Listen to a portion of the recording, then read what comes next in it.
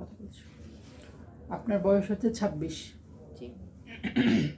বিয়ে করছেন 1.5 বছর, তো বেবি এখনও আসে নাই, তাই তো? আমার কাছে কেন যেন আসছিলেন? তলপেটে বাচ্চা নিতে চান জানার জন্য আসতেছিলেন, তাই তো?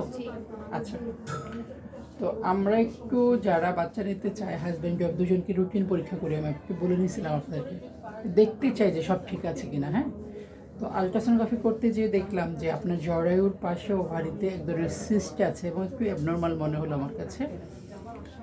তো আমি এই জন্য আপনাকে অন্য জায়গায় সিটি স্ক্যান করতে পাঠালাম, যে দেখতে চাই আসলে কী এমন দেখাচ্ছে কেন।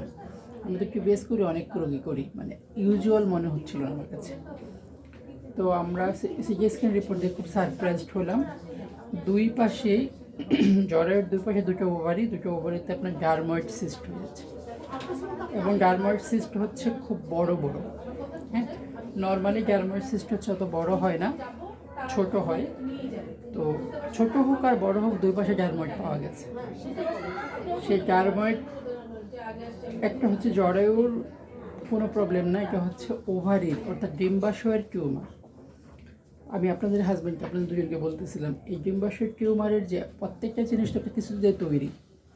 ডারময়েডটা হচ্ছে আমাদের শরীরের যা যা দিয়ে তৈরি, যেমন স্কিন, মাসেল, বোনস এবং আমাদের যে হেয়ার ফলিকল, দাঁত, চোখের অংশ, সব কিছুরই অংশ যে ডারময়েডে জমা হয়। এটা হচ্ছে ভ্রূণ অবস্থায় আমাদের শরীর যে দিয়ে তৈরি, লেয়ার দিয়ে তৈরি, আমরা বলি জার্ম সেল। সেই জার্ম সেলের অংশ এখানে পাওয়া যাবে। দেখা যায় কারো কারো দাঁত পাওয়া যায়, চুল পাওয়া যায়, মাংস পাওয়া যায়, হাড্ডি পাওয়া যায়।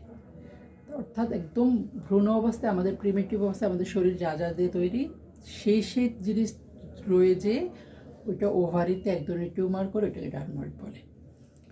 তো আসার কথা হচ্ছে ডারময়েডটা, মানে ভালো কথা হচ্ছে ডারময়েড কখনো ক্যান্সার জাতীয় হয় না, কখনো হয় না মানে সাধারণত হয় না। ডারময়েডের আবার অনেকগুলো ভাগ আছে, মেচিওর, ইমেচিওর। ইমেচিওরগুলো আবার ক্যান্সার জাতীয় হয়, তো আপনাকে আমরা মেচিওরই মনে করছি। সমস্যা হচ্ছে আপনার দুইটা ওভারিতে হয়েছে, দুইটা ডিম্বাশয়।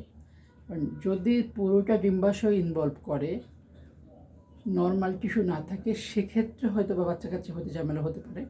কিন্তু যদি ডিম্বাশয় ভালো থাকে, অংশবিশেষ ডারময়েড হয়ে চেঞ্জ হয়, তাহলে আমরা ওইটুকু টিস্যু রেখে দিয়ে যেটুকু টিউমার জাতীয় ওইটাই ফেলবো।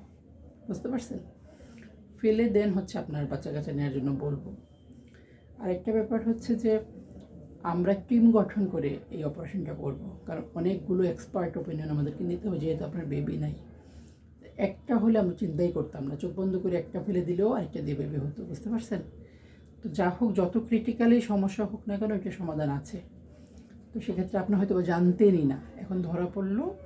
এইটার জন্য বেস্ট ওয়ে যে চিকিৎসা আপনার জন্য, সেটা আমরা চেষ্টা করব।